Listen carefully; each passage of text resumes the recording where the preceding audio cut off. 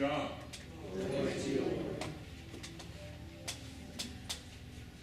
Jesus said to his disciples, I am telling you the truth. Unless you eat the flesh of the Son of Man and drink his blood, you have no life in yourselves. Those who eat my flesh and drink my blood have eternal life, and I will raise them up on the last day. For my flesh is true food, and my blood is true drink. The ones who eat my flesh and drink my blood abide in me, and I in them.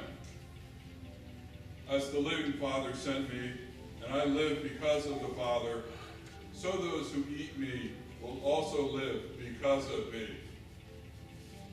This is the bread which came down out of heaven, not as our ancestors ate and died. They who eat this bread will live forever. These things he said in the synagogue as he taught in Capernaum. Therefore many of the disciples of Jesus, when they heard this, said, This is a difficult teaching. Who can listen to it? But Jesus, aware that his disciples complained at this, said to them, Does this cause you to stumble? What then if you see the Son of Man ascending to where he was before? It is the Spirit who gives life. The flesh profits nothing. The words that I have spoken to you are spirit and are life. But there are some of you who do not believe. For Jesus knew from the beginning who they were who did not believe, and who it was who would betray him. And he was saying, For this reason I have said to you, that no man can come to me unless it has been granted him from the Father. As a result of this, many of his disciples withdrew and were not walking with him anymore.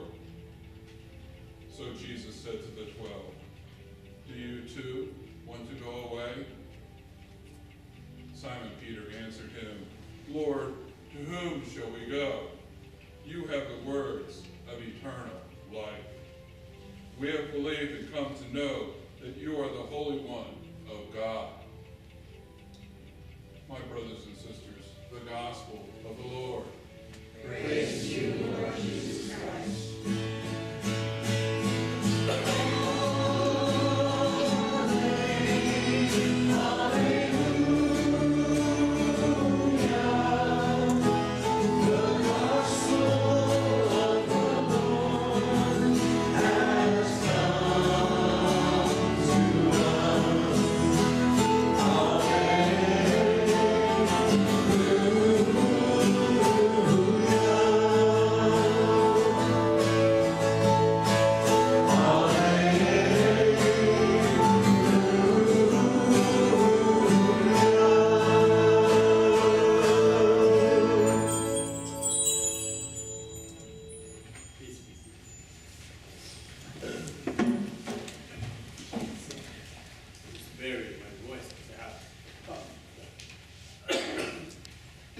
Many years ago, in a small town in Eastern Europe,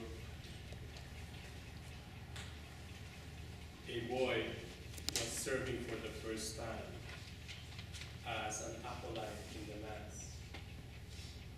And he was very nervous. And so when it was about the time for the offertory, and he brought before the priest the cruets, those are the containers for the wine and the water, he drank. Because he was so nervous, he drank the wine. And the priest was so angry. And he slapped the boy and shouted at him and said, Get out of this church and don't come back anymore. That boy grew up. He became Joseph Vucin Tito, the leader of communist Yugoslavia for 30 years. Another boy in New York was serving the Mass, and he was very nervous too. And the bishop was actually presiding. And so when it was time for the offertory, he dropped the wine. And then he was about to cry. But to his surprise, the bishop leaned over and whispered to him, saying, "Someday you will become a priest." That boy grew up and he became a priest. Not only that, he became Bishop Fultonship of New York. I like the shorter version of the second reading because it starts with a very powerful imperative: live in love. And that is the prerequisite, the requirement for what we are trying to do or to imitate or to be inspired about in the first reading: to serve the Lord. We cannot serve if we don't have love, or if we cannot live in love first. We are gathered here because we want to serve. I mean, it doesn't have to be in this particular church or in this particular community, but to live in love, where we encounter one another, even outside of this church or community, we have to understand deeply how it is to live in love. And Jesus showed this to us very clearly. What happens is, when we want to serve, there should be a transformation, or a transformation has actually happened deep within us. We transform from having the need to belong to having the need to serve. So we notice this deep within us, that when we are not so mature and we want to join a group, we want to join a church, the first attraction is we want to belong. Even when we were teenagers, the biggest problem of teenagers are belonging. They want to belong. That's why they do anything just to belong. But when we mature more, that need to belong is transformed into a need to serve. And then we become ready to form a church. We become ready to form a community. Become, the said, "Lord, you have the words of eternal life, and we want to follow." Living in that love is having that transformation first, to have the need within us. I need to serve. It means we go beyond ourselves. And as a community, we still have to go beyond this community so we can share God's love, which we experience here, to others outside this community. So it multiplies. And that's how we participate in that mission of the work, the mission of God, to spread love, compassion, and understanding to all others. But it starts with a personal experience that we are not simply longing for belongingness, but deep inside us, we are actually wanting to serve. Saint Matthew, or should I say Bishop Peter, has that charisma which encapsulates what it is to form that community that's ought to live in love. All are welcome. That's our mantra. But that is both a challenge and a grace. For Bishop Peter, who founded this community, who started all of this, it was his charism, it was his gift. That's why, without even exerting effort or conscious effort, he imparts to everybody he meets. Each one of us, I bet, has been touched by that charism of Bishop Peter. I was about to say Saint Peter. Bishop Peter, that we we felt welcome. Not only welcome, come in, but, Jesus was very much loved by his disciples because he was able to see through this person.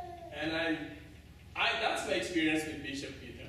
And I bet that's the experience of everybody here who says, okay, this is a church, this is a community that welcomes everybody, and actually Bishop Peter lives it. He lives in this kind of love. And I say, it is a great challenge. Because we are not Bishop Peter. But we want to participate, and we find it as something beautiful. And so this is not a church that slaps everybody or anybody who makes mistakes. And tell that somebody or tell that person, go out and don't come back here anymore. No. This is a church that says, all are well. But this is a work in progress. But the thing is, we have to have faith in it. You see, I have told before, the virtues grow together. We cannot say, I'm hopeful, but I'm not loving. No. We understand that to serve is to love, but still, we have to have faith in this grace. We have to have faith in this charism and in this gift that started with Bishop Peter. And we want to have this confidence that when it is my time to welcome somebody and to meet somebody new who comes into this community or even outside this community, and I introduce myself, I go to that ECC church, then right there and then is the challenge. Can I tell to this person, you are welcome? Because I belong to a church where we say, all are welcome. It doesn't have to be only in this particular time that we welcome everybody.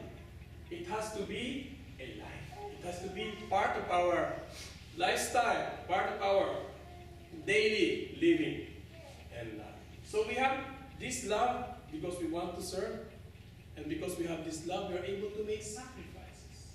And we understand that we make sacrifices when we want to serve. We want to serve our family, we want to serve our children, we want to serve a particular group or this church. That particular love empowers us to make sacrifices. But that particular love also, as we try to have it and as we try to live it, gives us faith. And that faith should give us confidence. We should be confident we should have confidence, my dear brothers and sisters, in our goodness. We should have faith that when Bishop Peter started this church and we believe in his charism and his gift and the beautiful role of this church in this world, we have to have faith in this and say, we can do it even if Bishop Peter is sick. We can still continue this inspiration, to spread this beautiful message that we can, everybody of us can be responsible and say, we will do what I will do personally, what I have learned from Bishop. I can say, all are well. This makes us hopeful. So we have this love, we have this faith, and we have this hope. Because we are struggling, we are a work in progress, and we will all the time, every time, be confronted by our own weakness, our own imperfection, just like that boy dropping that cruet of wine. And we will all be disappointed by one another. But we are hopeful because we want to live in love and we want to serve and we have confidence and we have faith in its goodness and its power. And when we are confronted by our own imperfections and the imperfections of others, we can say, I can hope, despite of this struggle, to forgive, to accept, to understand better. Let us pray, my dear brothers and sisters, for this grace. This is a beautiful message that we have this Sunday. Jesus is teaching us, the readings are inspiring us to serve faith and be confident, and to have confidence in our goodness and the gift that we are trying to live and cultivate deep within us, personally and as a community. And let us not despair, because just like that bishop who whispered to that boy, someday you'll become a priest. The issue in building a community is when we are confronted by each other's imperfections, weakness, wrongdoings, mistakes, is not to judge one another. Not the past, but what the person could become. We have to have faith in that. We have to hope that despite of what is happening, despite of who is this person right now, and who is this person in the past, just like Jesus, just like how Bishop Peter made us feel, it's not your past that I'm looking at. I'm looking at what you could become, what the person could become in the future, what this community could become in the future. And so, my dear brothers and sisters, we pray for His blessings. And we ask God's grace every time that we are confronted. All are welcome is our mantra. But we have to live it in faith, in hope, and in love, so that one day, when we are meeting new persons or new people for our church or community, even here or outside, we can always share, and we can always share that love, faith, and hope. And maybe like that bishop, we can whisper to ourselves even, and to that person, someday, this church will be great. This church will be beautiful. God